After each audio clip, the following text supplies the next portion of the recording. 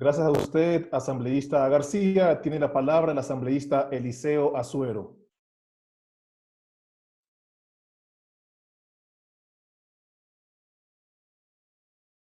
¿Se me escucha? ¿Me escucha, Escucha, señor asambleísta presidente? Azuero. Muchas gracias, señor Escucha. presidente, señores asambleístas. En primer lugar, mi solidaridad para con los guayacenses y las familias afectadas, como también con nuestro presidente César Litardo y con las provincias que actualmente tienen graves problemas por esta pandemia.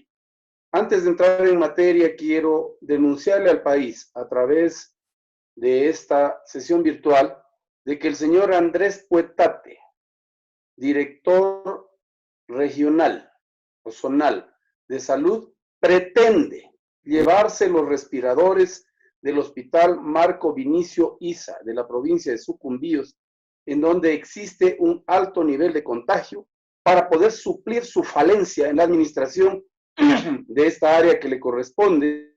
No lo vamos a permitir y les pido a ustedes la solidaridad, porque si algún ciudadano de Sucumbíos fallece por la falta de estos equipos y por haberlos derivado a otros lugares que debieron lamentablemente tomar previsiones, se hará responsable civil y penalmente de esta tropelía que puede afectar la salud de los sucumbienses, de los orellanenses, entre otros. Entrando en materia, señor presidente, señores asambleístas, quiero coincidir con muchos de los que me antecedieron en sus intervenciones para que normemos de manera efectiva la utilización del IVA, que actualmente se lo deriva al gobierno central y se lo devuelve a los GATS a través de chantajes, a través de mecanismos como que se han inventado del BEDE, en donde ya prácticamente se le dice te voy a dar el dinero, pero va a ser el contratista. Esto no se puede aceptar y tiene que quedar claramente establecido cómo se ha de proceder en este particular caso. Además, tiene que establecerse, tipificarse las acciones que al incumplir esta disposición deberían traer como consecuencia sanciones en el presente código. Además, creo que es importante que reflexionemos sobre cómo se ha estado comportando una buena parte del régimen del subgobierno o de los gobiernos autónomos centralizados. Existe una excesiva discrecionalidad para la utilización de los recursos que son de los ciudadanos a los que están obligados a rendirle cuentas.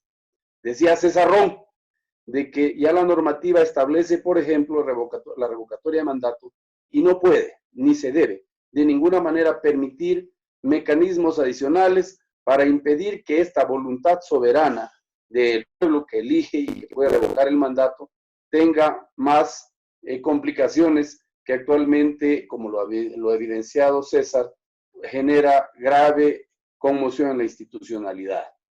No es posible que nosotros, al tratar este código en el ámbito que nos corresponde como legisladores, estemos pensando en la amistad con los prefectos, alcaldes o presidentes de juntas parroquiales.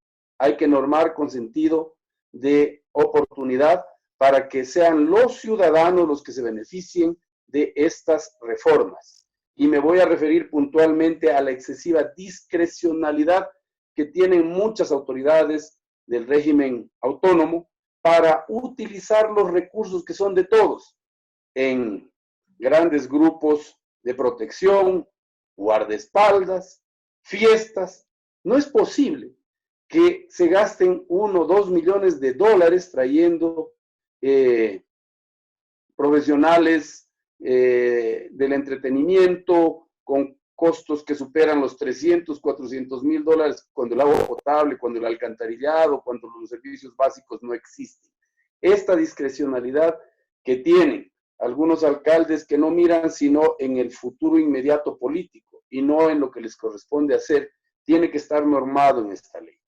En algún momento en la ley amazónica nosotros pudimos plantear que el 100% de los nuevos recursos que percibirán los GATS amazónicos tienen que ser invertidos en obras de infraestructura y se da una prelación. Esto tiene que ver con agua potable, alcantarillado, servicios básicos fundamentalmente. Una vez que se han cumplido con estos parámetros, la ley debe prever que se pueden acceder a otro tipo de actividades que debe desempeñar, en este caso, cada uno de los gastos. No es bueno que tampoco les dejemos la libertad para que hagan planes de desarrollo territorial sin contar con una articulación de esfuerzos entre otras instancias del Estado central. Por ejemplo, en muchos lugares, a quienes sí recorremos la ruralidad, nos encontramos, por ejemplo, que se reparten pollos, cerditos, peces, etcétera, etcétera, y no se les rinde cuentas, no hay planes específicos que permitan la transformación de la materia prima, esto en el caso de los gobiernos autónomos descentralizados, a materia elaborada, o permitir que semillas de calidad con asistencia técnica adecuada salgan de los GATS provinciales para mejorar la productividad y que esa productividad de manera organizada se derive a un tratamiento oportuno para darle el valor agregado que necesita nuestro campesino y que los campesinos no se dediquen solo a una sola actividad, sino que se pueda desde el gobierno autónomo descentralizado establecer planes y programas que desarrollen, por ejemplo, a los cafetaleros, a los que producen plátano, a los que producen caña de azúcar, a los que producen carne, etcétera, etcétera, para que esa producción sea transformada con los recursos de los gobiernos provinciales. Esta es una iniciativa que le tenemos que aterrizar de manera muy oportuna. Además, en esta normativa sí tenemos que establecer cómo se han de utilizar los recursos de las provincias, cantones y parroquias. No puede ser posible que para cumplir compromisos políticos se utilice hasta el 80% de los ingresos para gasto corriente. A mí me correspondió ser prefecto desde el año 92 hasta el año 98 y mi gasto corriente no superaba 8%. Hoy en día, en la mayoría de GATS, se utiliza hasta el 80% en gasto corriente y apenas se deriva un 20% para la obra física, para gastos de inversión. Aquí deberíamos poner que no más allá de 3 años o 2 años tienen los GATS para comprar renuncias, para ser eficiente administrativa y financieramente estas unidades que les corresponde administrar. Asimismo, yo sí creo que es importante que se considere el tema de la vialidad con la transferencia de recursos. Eso estoy de acuerdo. Pero tiene que haber de parte de los órganos de control, inclusive nosotros, que antes sí lo podíamos hacer, poder exigir cuentas a las autoridades seccionales para saber en qué se han usado los recursos de los ecuatorianos. En este caso particular, yo sí creo que es importante que también pensemos en esta figura. Señor presidente, yo finalmente quiero que quede expresa constancia de lo que significa para el país la Amazonía. La Amazonía es la que menor desarrollo ha observado en los últimos años y la que más ha aportado al presupuesto general del Estado. No se puede seguir explotando los recursos naturales cuando hay mayor cantidad de gente que demanda mayor cantidad de bienes y servicios del sector público.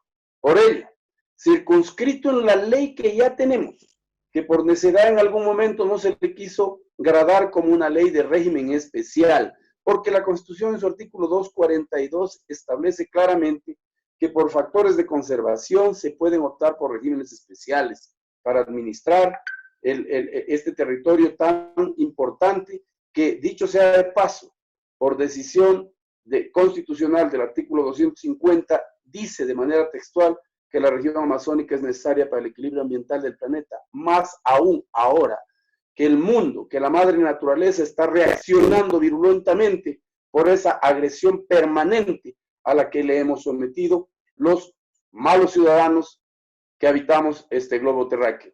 Pero solamente quiero comentarle que tiene un minuto, por favor, si es tan amable. Gracias, señor presidente. Quiero finalmente pedirles a los miembros de la comisión que en el marco de esta ley se jerarquice al territorio regional amazónico para que se administre a través de un sistema administrativo y de gobierno que está dentro de las competencias que la Constitución establece como un territorio que debe ser administrado como el de Galápagos, bajo un régimen de una ley de régimen especial, perdón, valga la redundancia. Señor presidente, señores asambleístas, una vez más les invito a que pensemos en que este código debe ser un código para las personas, no para quienes administran los recursos, y debemos darles obligaciones, apoyos, para que la descentralización, conforme lo establece el artículo 3 de la Constitución, se geste de manera oportuna, pero sobre todo, como alguien puso aquí, sí hay que poner también, tipificar las infracciones y las sanciones que a lugar hubieren si es que se utilizan de manera inadecuada estos recursos. Señor presidente, señores asambleístas.